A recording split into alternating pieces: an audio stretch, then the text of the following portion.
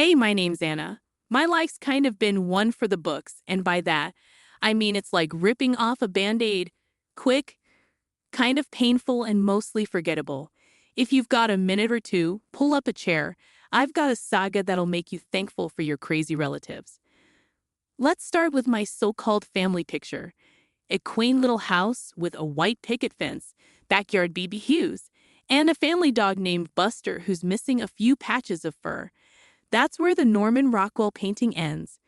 Inside that picture-perfect home was my big sister, Rachel, basically the queen bee. Then there's me. I guess I was like the worker bee, just buzzing around doing my thing barely noticed. I've got to hand it to Rachel, though. She knew how to play the game. Blonde, a smile that could light up a dive bar, and a way with words that made our folks melt like a popsicle in July. She snagged everything growing up. A shiny new bike, the last slice of pizza, also Rachel's, the big fuzzy sweater I was eyeing for Christmas. You guessed it, Rachel's. And when she turned on the charm, it was game over. Mom, Dad, can I please get that dress for prom? She bat her eyes, and they fell for it every time. Me, though, I get the leftovers and the hand-me-downs. But don't get me wrong. I wasn't exactly Oliver Twist or anything. Got clothes on my back, a roof over my head, but let's just say life wasn't handing me any silver spoons. Now, my folks, Dad worked the kind of job where he came home with grease under his nails and a tired smile. Mom, she was a wizard with a spatula and a knack for sniffing out BS, unless it came from Rachel. When Rachel got into that fancy pants college with the big lawns and the ivy-covered walls, it was like Christmas came early and stayed late.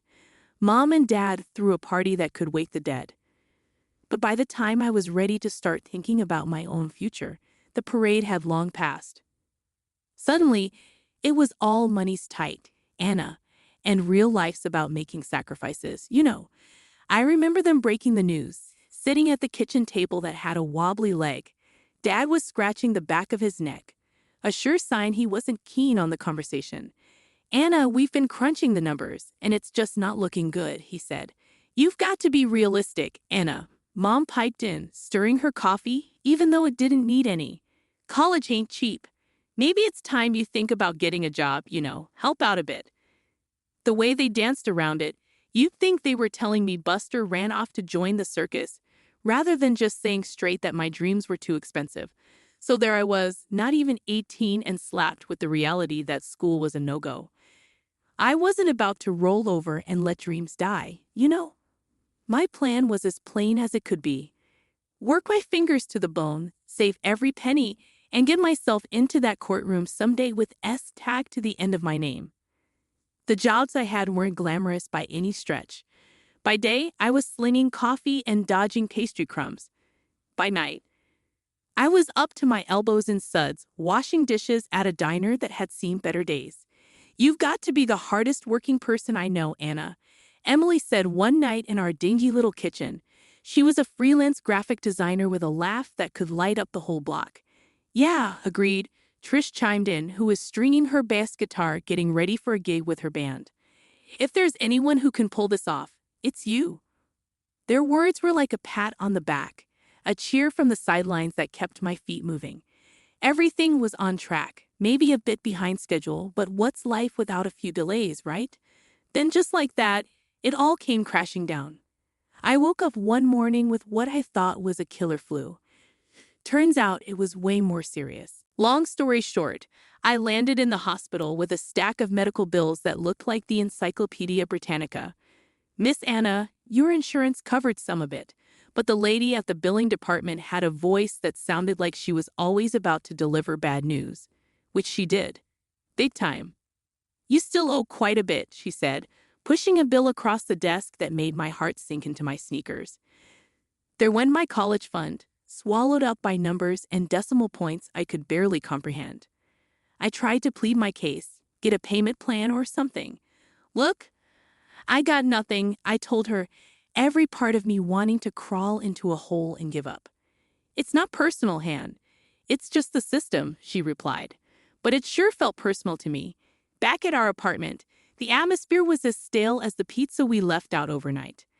There go the textbooks, I muttered, flipping through the pages of legal definitions I still hadn't memorized. We sat there, three dreams deferred, wrapped up in the brutal honesty of our cramped living space. What next? Trish asked after a silence that overstayed its welcome. I didn't have an answer, just a bunch of question marks dancing around my head. I was back to square one, but somehow it felt like I was even further behind than when I started. Start over, I finally said. What else can I do? I'm not cut out for giving up. It sounded good, but even I heard the quiver in my voice. Both of them nodded, but there was no hiding the worry lines etched deep into the moment. Yeah, I understand. Our house is too crowded, I whispered into the phone, the words bitter as they left my mouth. Mom didn't see me swallow the lump in my throat or the way my hand shook. You're tough, Anna. You'll figure it out. Dad offered up before he handed the phone back to Mom. The bus stop bench was hard against my back. I sat there figuring out my next move while people with places to be rushed past me. Rachel with her new baby and her picture-perfect life didn't even come to the phone, probably didn't want to catch my bad luck through the receiver. Family, right? The guy waiting next to me snorted, catching the tail end of my phone call. He was wearing a jacket that had seen better winters and a 5 o'clock shadow sitting at 8 o'clock. Yeah, family, I echoed, not really in the mood to chat. But there was a solace in talking to a stranger. Hey, don't let it beak you. You look like you've got fight in you, he said, crinkling the paper bag in his hand. I managed a half smile. Got any tips for sleeping on one of these seats? I joked, but the humor didn't quite reach my eyes. He looked over, squinting as if he was sizing up the bench. This is run all night. Ride him end to end, safer than a bench. His words hung in the air as my phone buzzed with a low battery warning. Great, add that to the list of today's hits. The bus hissed as it came to a stop in front of us, its doors yawning open, inviting us to go wherever it might take us. The guy got on the bus, finding a seat among the tired faces of nighttime commuters. I stayed back, bus fare tight in my fist, not ready to commit to just riding around in circles yet. I pulled my suitcase and started walking, the wheels drumming a lonely beat on the sidewalk.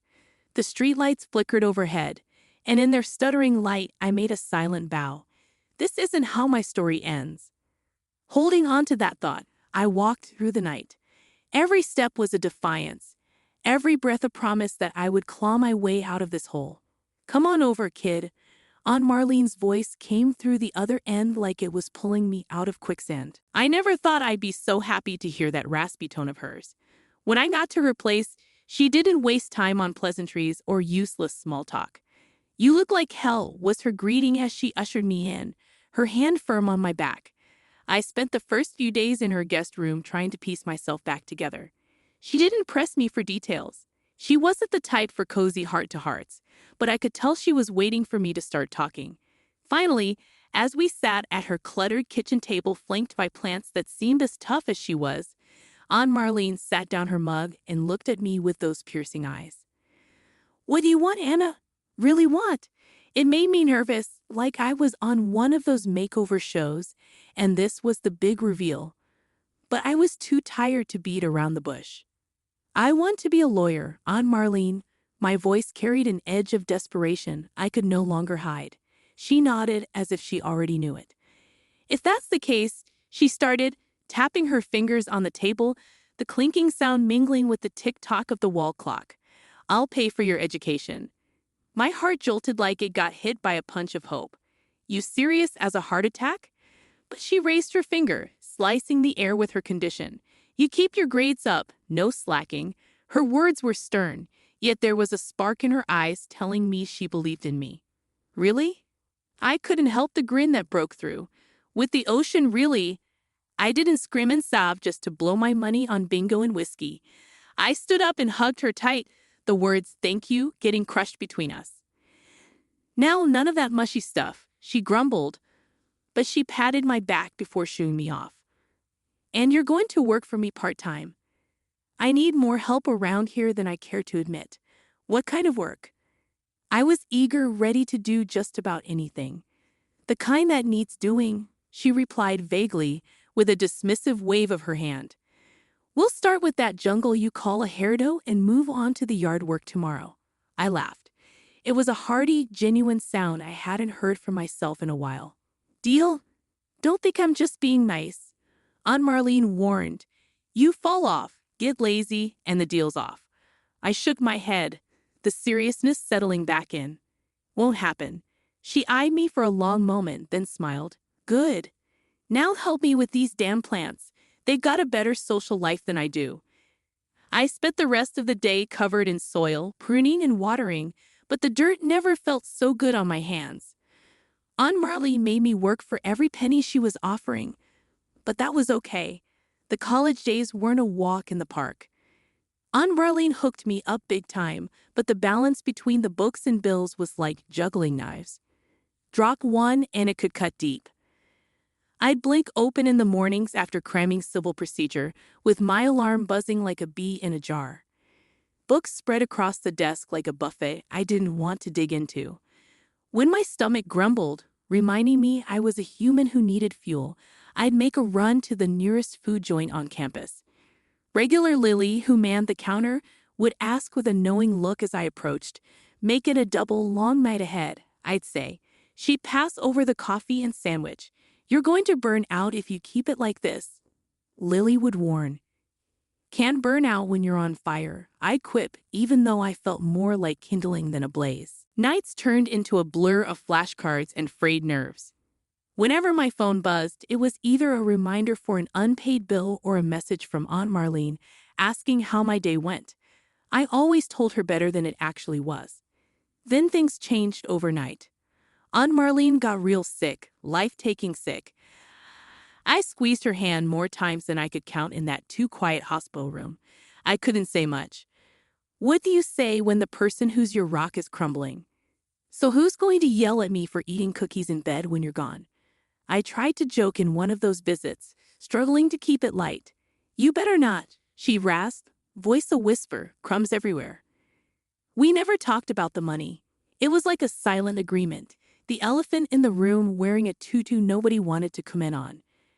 After she passed, I sat in that stiff lawyer's office, more nervous than I ever was for any exam.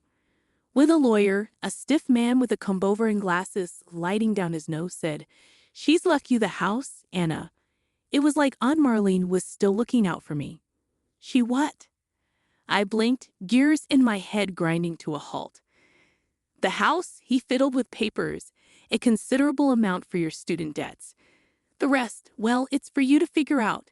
Marlene was clear about making your own way, despite the knot in my throat. I asked, "Did she say anything else?" He adjusted his glasses. "And that she believed in you," he continued, "and that she'd haunt you if you gave up." I laughed through the tears. That was Aunt Marlene, all right. Leaving the office that day, I felt heavier and lighter at the same time. She gave me a legacy, not just in bricks and mortar, but in the belief that I could finish this last lap without her. I was neck-deep in prep for the next big exam when I heard the knock. 3 sharp raps, the kind that tell you this ain't going to be a friendly how do you do. Pushing open the front door of Aunt Marlene's, my house. There they stood, Mom, Dad, Rachel, and her husband Dave, like some grim reunion. Rachel wasted no time. "Anna, look at us all together again in this huge place. Like a twisted sitcom, ain't it?" I drawled, leaning against the doorframe. Dad started in that tone, the kind that said, "Sit down, shut up." "We decided, we've been talking, this house should be for Rachel. She's got kids, a family," he said. Incredulity played on my face. "No kidding," sarcasm heavy as an anchor. Wrong house for that chat. Then Mom's lips tightened, a sure sign she was ramping up to a guilt trip. "You'll understand when you have your own family. This is just practical." I must have missed the part where practical meant kicking me out of my own home. I shot back, crossing my arms. Rachel chimed in, batting her eyelashes at me, then eyeing Dave for support, who just shrugged. "Sweetie, this house is wasted on you. We could give it life, laughter, children running around, and what? Turn on Marlene's parlor into a romper room?" The idea felt like acid on my tongue. "There's no need to be rude," Dave mumbled, finally finding words. Right, because showing up to claim my house is peak civility. I snapped. You're being selfish, Anna. Dad grunted, convinced of his own righteousness. My laughter was bitter. Selfish after years of keeping her in your thoughts during birthday cards. Convenient memory you got there. They shuffled, uneasy. This ain't how they imagined their gold digging would go. Rachel broke it predictably. You can be such a... Don't. I warned. Just leave, all of you. As they filed out the same door they came in, burdened by their disbelief and entitlement. Dad turned to me. You'll regret this. I stood tall, looking him square in the eye. The only thing I'll regret is not changing the lock sooner. The door shut behind them, and the silence was mine again. This unwelcome throwback was closed, inheritance or not. I was keeping Aunt Marlene's legacy, not auctioning it off to the highest bidder in my bloodline. I was beat, the kind of tired that sticks to your bones. Pulling into the driveway after a double shift at the law firm could do that to a person. All I wanted was a hot shower in my bed. As I jammed my key into the lock, it just ground against metal. What the... I muttered, fiddling with the key. That's when the door swung open. Rachel stood there, little Mia on her hip and a cocky tilt to her lips. Change the locks, Anna, surprise. My eyebrows shot up. Like hell you did. This is my house, she smirked. Not anymore, she said, bouncing Mia, who seemed blissfully unaware of the adult drama. Anger bubbled up hot and volatile. Watch me, I shot back, already dialing. Her smirk wavered. You're bluffing. With the dispatcher on the line, Rachel's confidence slipped another notch. Yes, my sisters illegally entered and changed the locks on my house. I explained loudly into the phone. Dad's truck pulled into the driveway just as I hung up. Him and Mom got out. Tag teaming like this was some sort of intervention. Anna, be reasonable, Mom started, her eyes moist, as if she were in a soap opera. I'm past reasonable, I said, not bothering to hide the edge in my voice. Dave stepped up to me, a good foot taller, trying to look menacing. Come on, Anna, he said, voice low, don't make a scene. I held up my phone with the recording button clearly on. Say that again, Dave, for the camera, I insisted. His face turned the color of sour milk. Sirens cut through the heavy air as a cop car pulled into view. The officers stepped out, all stern looks and business. What seems to be the problem here? One officer asked. Their bravado crumbled like stale bread. Dad's voice lost a few decibels. It's a misunderstanding, officers. Family matter. Stealing my home's a bit more than a family matter, I said, crossing my arms. The officers looked between us, taking in the scene. They were good at this, shifting gears as the situation unfolded. All right, let's start with some ID, and we'll go from there, one of them said, pulling out a notepad. Reluctantly, Rachel handed Mia to Mom and dug into her purse. The legal tango had begun. They asked questions, we gave answers. Dad and Mom put on a show, but the deed to the house was in my name, signed and sealed by Aunt Marlene's will. Can you prove you live here, ma'am? The officer asked me. Better, I can prove I own it, I said, reaching for my briefcase in the car. The sight of Aunt Marlene's will felt like the first deep breath I'd taken since stepping out of that damn car. The officers read it, their eyebrows lifting and dipping as they took in the legalese. Seems clear to us, the officer said, folding the papers back into the briefcase. I suggest you hand over a set of keys to Miss here. Otherwise, we will have to proceed with charges for breaking and entering and unlawful eviction. Rachel gave up a set of keys.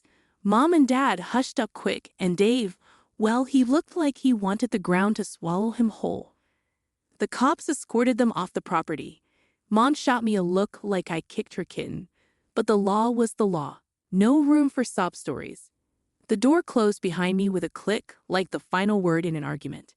I leaned against it, the rush of adrenaline making my hand shake. Exhausted, I sledged into the kitchen to make a much-needed cup of coffee as the kettle boiled. I thought about what my next move should be. The hefty click of the final lock snapping into place felt like the end of a long, bad joke. My house, now a fortress, needed just one more thing to be perfect. Maybe I'll get a big, nasty dog, I muttered to nobody in particular. I wasn't much of a pet person, but the thought of some drooling monster that could scare off any would-be family intrusions brought a smirk to my face. Weeks stripped by the silence from my family's end were louder than any shouting match we'd ever had. No calls, not even a lousy text. Sometimes, deep in the night when the work was done and the quiet was too much, I'd find myself on Rachel's social media page. She had a knack for the dramatic. Photos of the kids, all sad eyes and pouty lips, captions nipping at my conscience. Little Timmy sure wishes he had a yard to play in. And Mia's third birthday without Auntie Anna, I chuckle every time. Does she think I had amnesia, that I forget why I stood my ground and take pity? I remember the days when I begged for money to pay for my studies, and all I got were fancy speeches about responsibility and tough love. I can still feel the cold slamming of the door when I was broke and covering, and they told me they had no room, the way my own bedrock, my foundation, crumbled to dust beneath me. Nah, my new life was my making, my dues paid in full, my battles fought with no one in my corner. No amount of puppy-eyed pictures would change the history they wished I forget. I thought about posting a reply once, something snappy and a bit mean, but why bother? I had work to catch up on a stack of files on my table that didn't give a damn about family feuds. I had clients who depended on me, and that was the reality I chose to engage with. Sometimes, late into the evening, I'd pour myself some bourbon neat and sit in my backyard, the backyard they wanted to take from me, and I'd savor the quiet. I'd think about that guard dog again, a big one with a bark that would make my folks think twice before stepping onto the porch. Maybe a Rottweiler or a Mastiff, something with bite. My phone stayed quiet, a dead limb I'd long since learned to function without. And when I'd finally hit the sack, I'd sleep the sleep of the just or the wicked. I didn't care which. No ghosts of guilt to disturb my rest. No restless wondering about what-ifs.